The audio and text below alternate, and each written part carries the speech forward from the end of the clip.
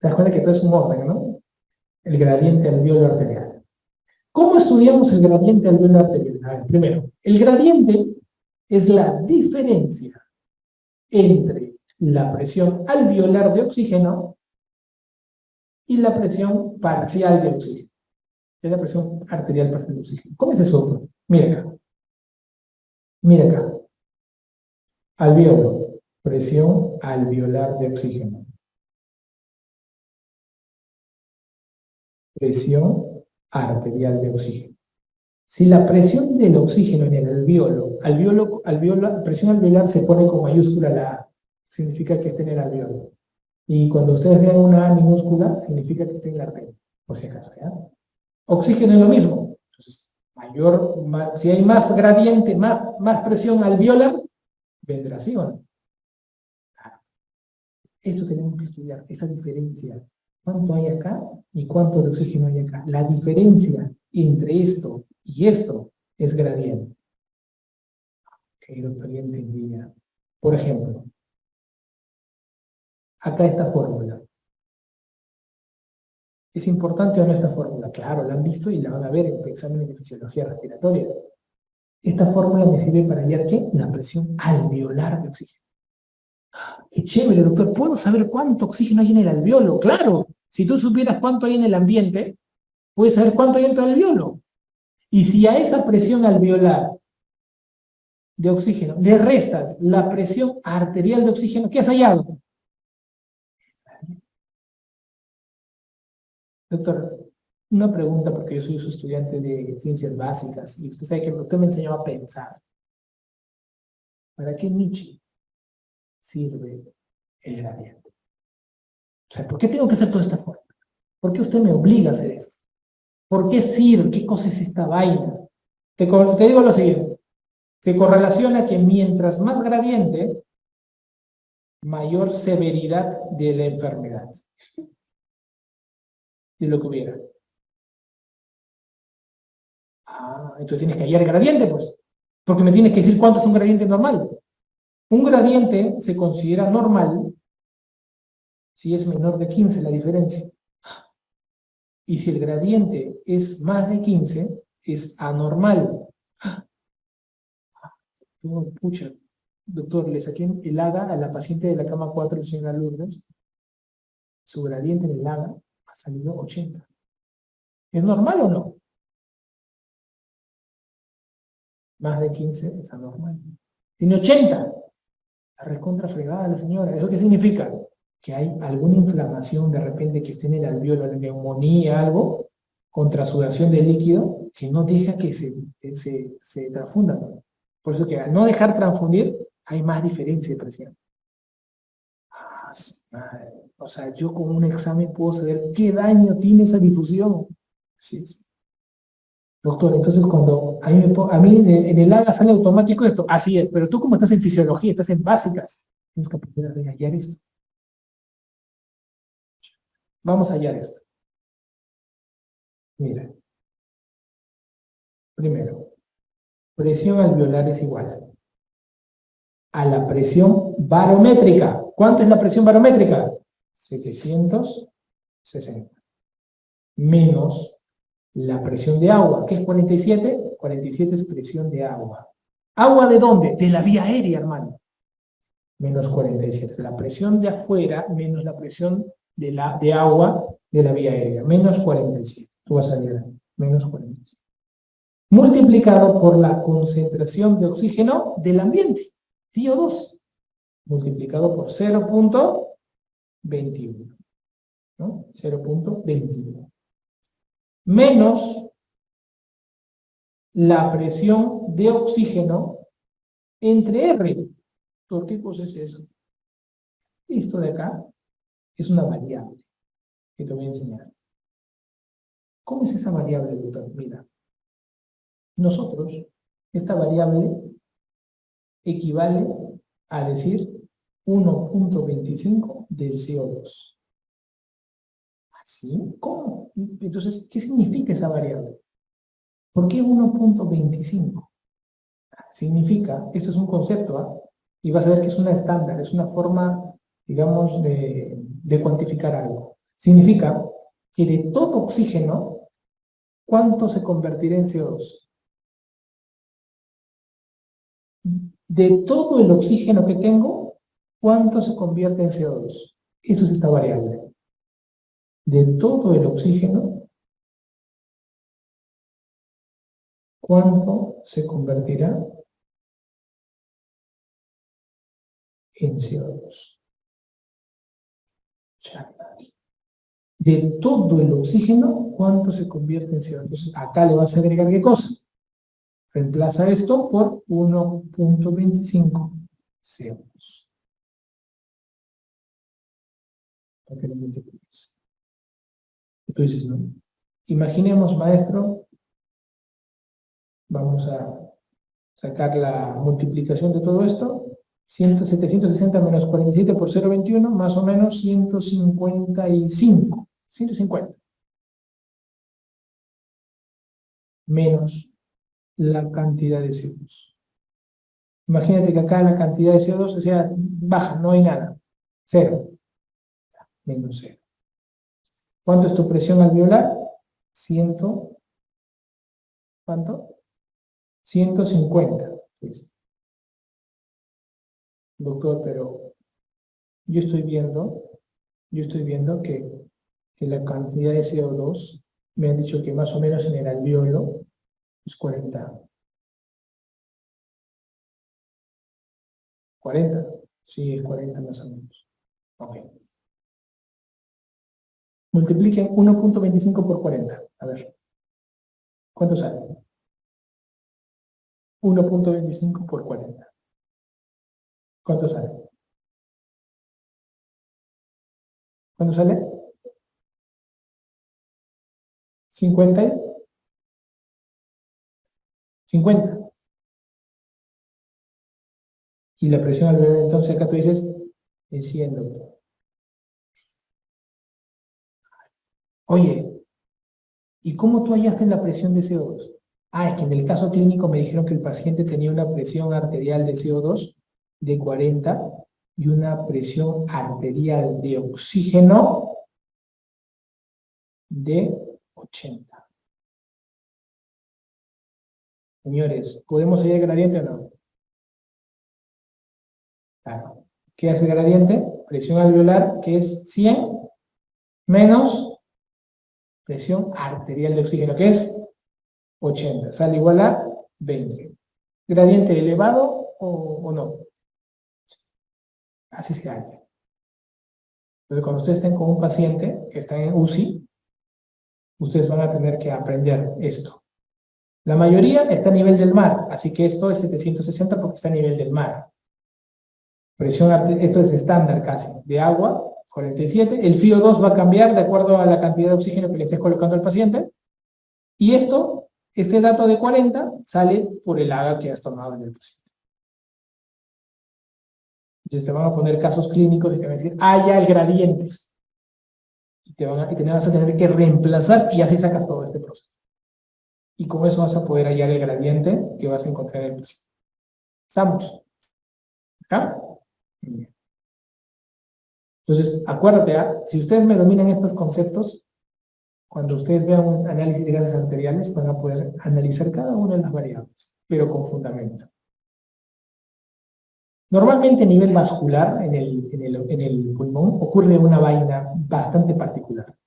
Miren, cuando yo, por ejemplo, en el cuerpo humano, cualquier lugar del cuerpo, ¿no? Acá voy a poner, ¿no? En todo el organismo, cuando tú tienes poco oxígeno, ¿qué pasa con tu sistema vascular? Hace vasodilatación.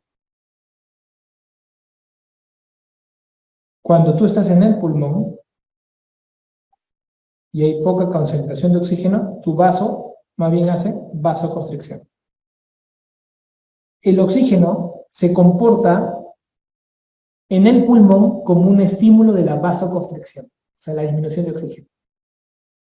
¿Y esto por qué es importante saberlo? Porque cuando yo tengo un paciente que hace vasoconstricción, porque hay una disminución del oxígeno, y hace vasoconstricción, Pregunta para todos. ¿La presión arterial pulmonar sube o baja?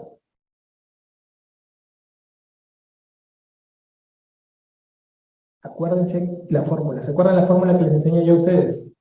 Presión arterial es igual a gasto cardíaco por resistencia vascular periférica. ¿Se acuerdan? Igualito será para pulmón. Esta es la presión arterial sistémica. La fórmula, ¿no? Para pulmón será la misma vaina. Y la resistencia vascular periférica, cuando hay vasoconstricción, ¿qué hace? Entonces, la presión arterial pulmonar. Entonces, siempre cuando ustedes vean que un paciente tiene poco oxígeno, hace vasoconstricción pulmonar, eleva la presión arterial. ¿Y esto qué ocasiona? Hipertensión pulmonar. Pregunta para todos. Si yo tengo un paciente que tiene poco, que es un paciente que está obstruido, es un paciente con EPOC, obstrucción crónica, ¿tienen o no tienen poco oxígeno? Tienen poco oxígeno. ¿Eso desarrolla qué? Vasoconstricción, hipertensión pulmonar. ¿Por qué el EPOC hace hipertensión pulmonar? Por este mecanismo. Pregunta, ¿una hipertensión pulmonar podría hacer claudicar, o sea, que falle el ventrículo derecho, sí o no? Sí. Eso sería una insuficiencia cardíaca derecha. ¿Esto cómo se llama? Cor pulmonar. Ese es un dato importantísimo. Entonces, en el pulmón es importante el óxido nítrico. El óxido nítrico permite vasodilatación. Así como la endotelina es el vasoconstrictor más potente producido en el pulmón, ustedes van a encontrar que pues, la concentración que vamos a tener en los pacientes van a influir mucho en el oxígeno y el CO2 influye mucho en el tono. Por ejemplo, una acidosis respiratoria tiene un mayor efecto vasoconstrictor. Entonces, ¿qué estamos hablando? Que la disminución del oxígeno es potentor, es un gran potente vasoconstrictor. También la acidosis respiratoria. ¿Cómo es la acidosis respiratoria? Y el aumento del CO2.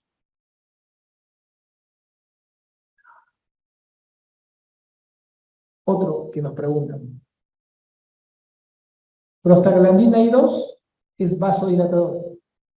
La prostaglandina E2 es broncodilatadora. Dato importante. ¿Ok? Dato importante. Entonces, hay algunos fármacos que van a permitir que permitamos, o sea, permiten que haya vasodilatación. Hay algunos fármacos. Por ejemplo, fármacos que hacen aumentar lo que nosotros hablamos del GMP cíclico. El GMP cíclico permite la vasodilatación. Hay fármacos como el sildenafil o el Viagra que bloquean a la fosfodiesterasa 5. ¿Qué cosa hace la fosfodiesterasa 5? Pasa el GMP cíclico a GMP normal. Pero cuando viene el sildenafil bloquea esto. Al bloquearlo, se mantiene el GMP cíclico. Y si se mantiene el GMP cíclico, hay más vasodilatación. Entonces el sildenafilo sirve para las hipertensiones pulmonares también. Cuando operamos corazón y el paciente tiene hipertensión pulmonar, el anestesiólogo dice, bájame 2 tabletas de sildenafilo. Siempre que lo bajes, mirando. Pero eso no es por el paciente. Tienes que tener cuidado con el sildenafilo. El Viagra. Otro fármaco que se usa bastante es el Bosentan. El Bosentan va a bloquear los receptores de endotelina. Y los receptores de endotelina, ¿tú sabes qué? La endotelina es el vasoconstrictor más potente. Al utilizar el Bosentan, disminuimos la vasoconstricción. Entonces, esto es lo que yo quiero que tú te lleves. Estos dos fármacos, el Bosentan y el sildenafilo, cómo trabajan en el pulmón y la relación que van a encontrar ustedes con respecto a las prostaglandinas y también al movimiento que ocurre en el pulmón. Eso hace la diferencia totalmente. ¿Ok?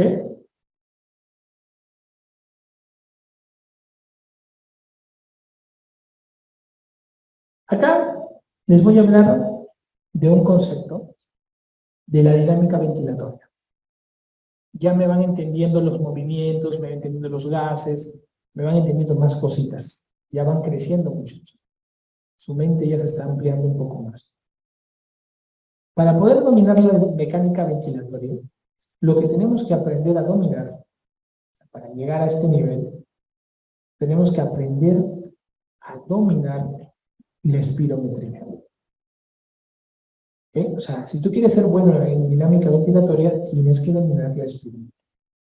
Entonces, nosotros vamos a llegar acá a la dinámica ventilatoria con conocimientos básicos de espirometría. Escucha, doctor. ¿Y qué es lo que yo debo manejar entonces, en este momento? Mira, esta es la fisiología. Cuando ustedes vean, van a ver esto: curva, volumen, tiempo y curva, flujo, volumen. ¿Para qué sirve? ¿Qué mide? ¿Qué cosas son estas variables? ¿Cómo se come esto? Sí, o sea, reconocen, mira los gráficos. ¿Qué ven los gráficos? Volumen, tiempo. ¿Qué cosas eran estas? Volumen, tiempo. Escucha, este es algo más dinámico. Exacto. La espirometría se divide en dos momentos: la espirometría estática y la espirometría dinámica. En la espirometría estática aprenderemos a reconocer 4 volúmenes y 4 capacidades. Ah, mira, doctor, qué interesante es esto. Y no solo esto, mira lo que voy a hacer acá. Mira, inspiración, expiración, inspiración, expiración, inspiración, expiración, inspiración, expiración. ¿Cómo se llama esto? Ya te enseñé. ¿Cómo se llama?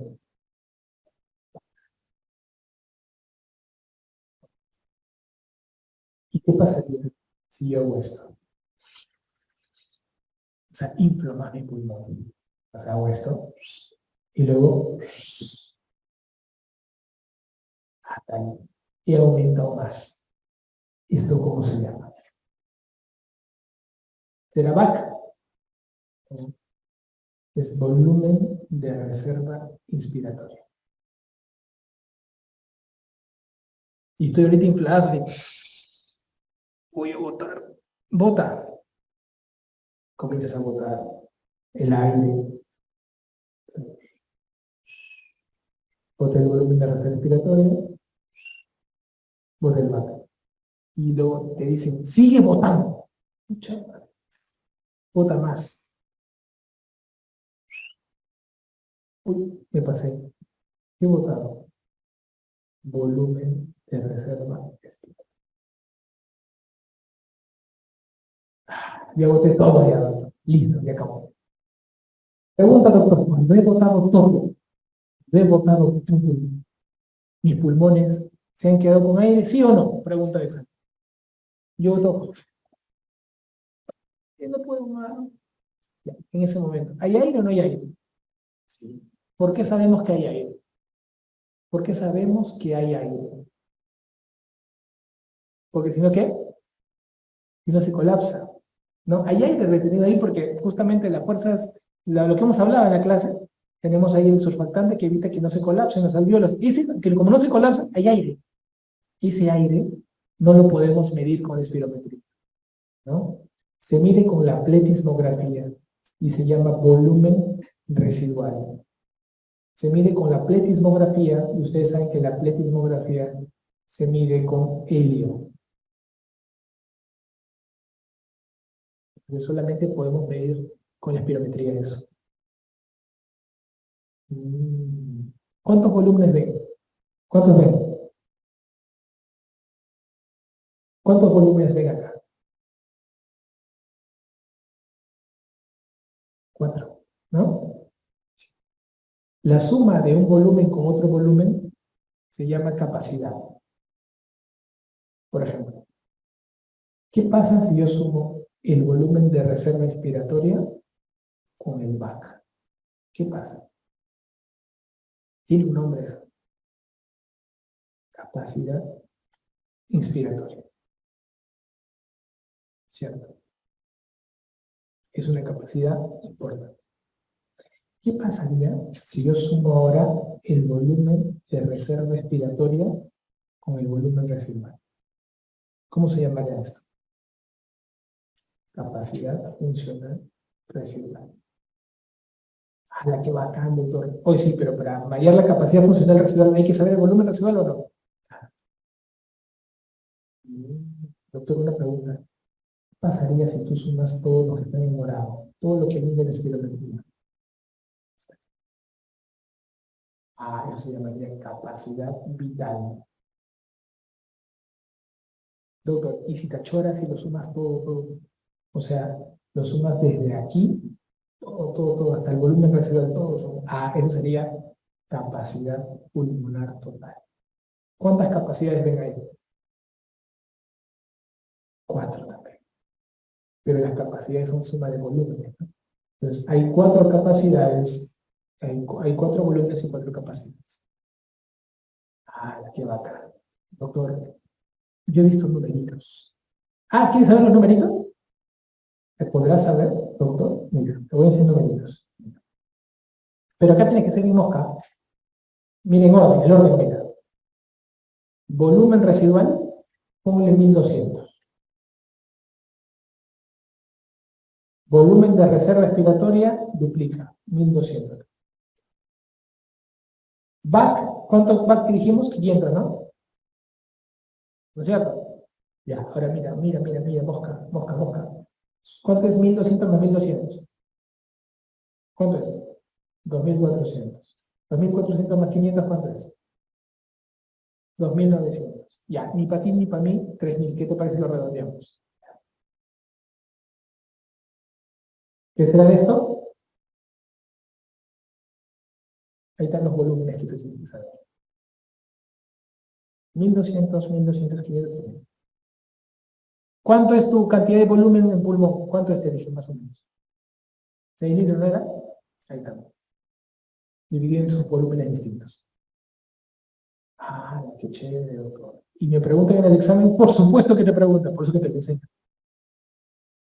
El que más te han preguntado es el BAC, por eso que te enseñé incluso mililitros por kilo, para que seas un maestro de esto.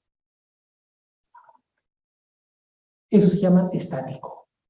Estático. Este es estático. ¿Por qué es estático? Porque no está la variable tiempo. Cuando se mete la variable tiempo, se llama dinámico. Cuando se mete la variable tiempo, se llama dinámico. Qué bacán. Y para hacerlo dinámico, tenemos 2 formas. Curva volumen-tiempo, curva flujo-volumen. Vamos a ver la curva volumen-tiempo. Hay 2 maneras. Esta es una manera y lo de abajo es la misma manera. Ya, doctor, o sea, no es la otra, no es la otra manera gráfica de poner. Ya. Mira acá. Vamos a hacer lo siguiente, chicos. Vamos a ir por partes, mira acá. Respira, inspira, bota, inspira, bota todo, hasta el final. Agoto todo. Ahora, jala todo lo que puedas. Todo, maldito, todo. Yo no puedo, estoy inflado. Ahora vamos a contar el tiempo. 1 segundo, 2 segundos, 3, 4, 5, 6, todo lo que puedas, la vas a botar. Doctor, quiero botar todo. Ya. Explota. Y bota todo. Va botando, sigue botando, muy bien, bota, desgraciado, todavía no llega a 6 segundos, bota. Acabó. Dinámico, 6 segundos. Pregunta. Doctor, en el primer segundo, ¿cómo se llama eso? Eso se llama, o sea, la cantidad que hayas botado en el primer segundo, se va a llamar volumen expiratorio forzado en el primer segundo. BEF1. Eso se llama B1, doctor. Exacto. Perfecto. Entonces la capacidad, la cantidad volúmica es del primer segundo. Doctor, entonces esto que dice 0, 25, 50, 75, 100, ¿qué cosa es? Es tu capacidad vital, pues. ¿O no? No es la capacidad de... ¿No es o no? ¿Te acuerdas acá? Mira, ¿no era esto lo que medía la espirometría? Sí, pero doctor, la capacidad, pues, es la capacidad vital. Pero como hay tiempo, se llama forzada. Capacidad vital forzada. Ah, la que che. Doctor, ¿y para qué sirven estas vainas? El BF1, lo normal es que la persona, lo normal es que el ser humano vote más del 80%. O sea, todas las personas debemos votar más del 80% del aire en un segundo. Ah, ya, doctor. Gracias. Se ha visto que algunos pacientes no presentan su alteración tanto en el primer segundo, sino cuando están eliminando esto, entre el 25% y el 75%. Aquí se ha detectado esto, mira. Dividen normalmente, ¿qué cosa? Esto, en el tiempo.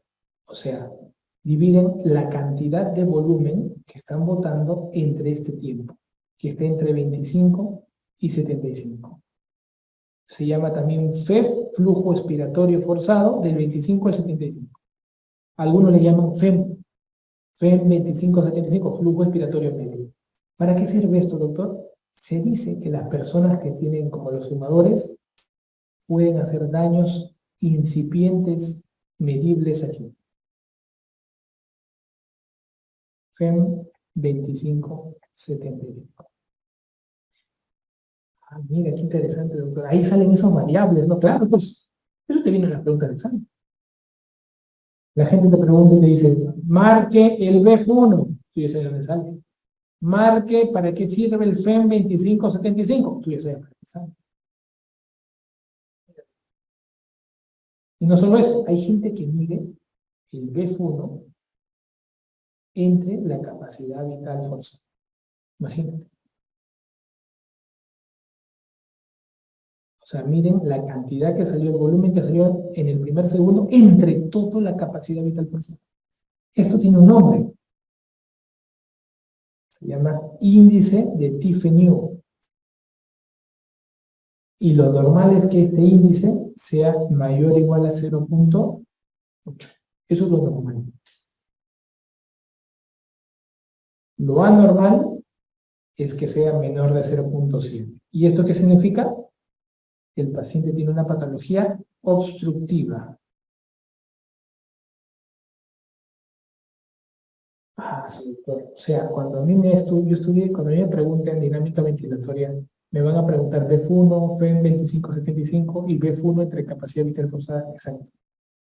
Exacto. Y todo esto es más que todo para ello, para ver obstrucción.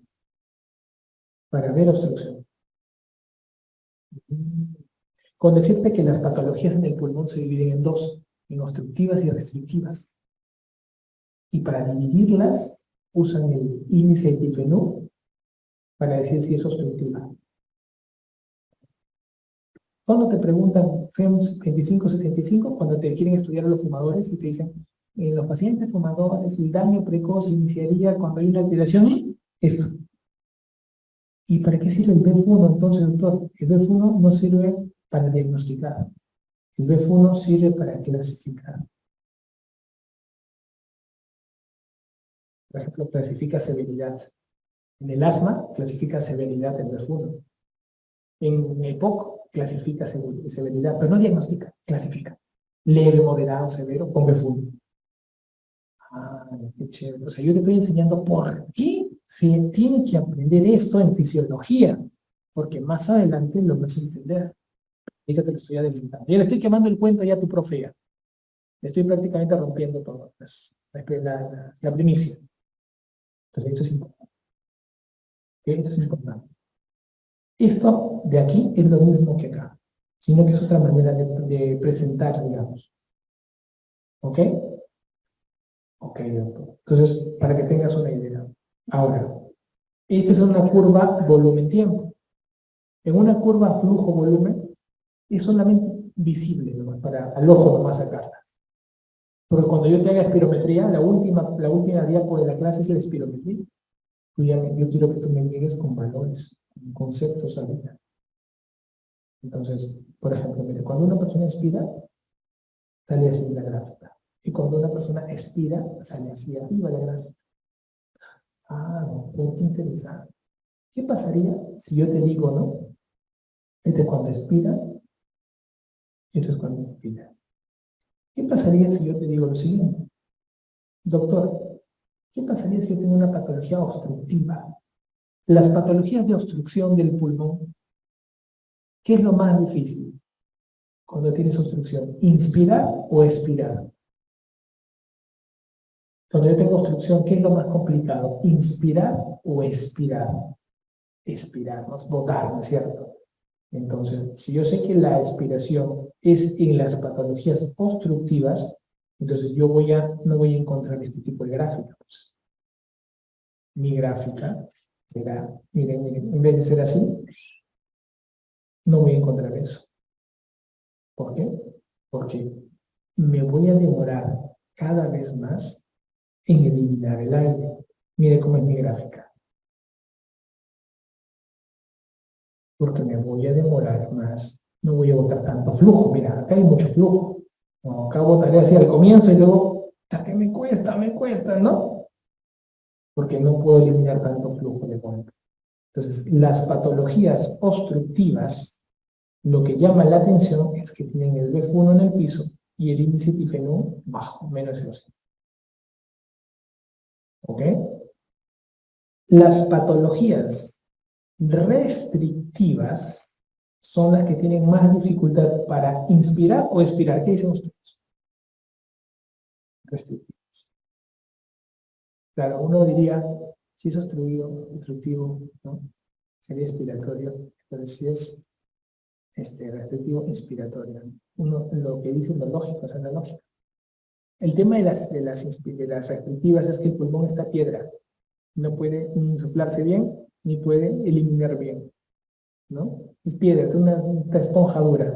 Como no puede inspirar bien, le va a costar al pulmón llenarse. O sea, le va a costar llenarse, ¿no? Que pasa el tiempo, va pasando el flujo, le va a costar, es chiquito. Y también cuando bota, será chiquito. Es más chiquito su gráfico. Llama la atención que su BF1 es bajo, porque justamente lo que les digo, ¿no? Le cuesta expirar, pero lo que llama la atención es esto, su capacidad vital forzada es baja. ¿Y por qué? Porque las patologías restrictivas, lo que llama más la atención es su capacidad pulmonar total. Ellos tienen una capacidad pulmonar total disminuida. Hay patrones donde van a mezclar lo obstructivo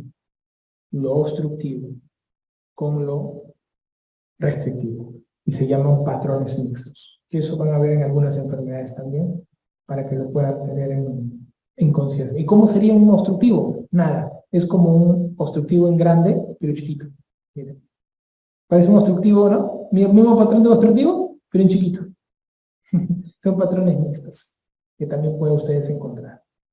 Doctor, entonces en las gráficas, así como había una gráfica volumen-tiempo, que había dos formas de presentación, y que más usamos esta, hay también la gráfica flujo-volumen, dos formas de presentación, pero más usamos esta. ¿Ya? Para que lo puedan tener en consideración y ustedes puedan reconocer los diferentes patrones dentro de nuestro modelo gráfico. ¿Ya? Eso es clave para ustedes. Ahora.